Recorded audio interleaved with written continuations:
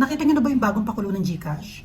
Na kung saan, kapag nag-express send ka ng worth 15,000, ay mapoprotect or masisecured tulad ng isang insurance na sa halagang 30 pesos ay may chance maibalik ang pera mo dahil sa pagkakamali ng paglagay ng numero. Nangangahulugan ba kapag nag-send ako ng pera na worth 15,000 sa isang tao? Since hindi ko inavail itong 30 pesos, ay hindi na maibabalik ang pera ko?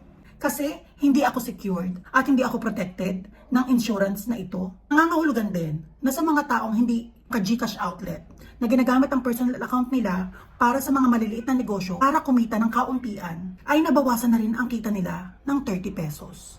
Ano to GCash? Totoo nga bang naproteksyonan yung mga taong nagkamali lang sa number?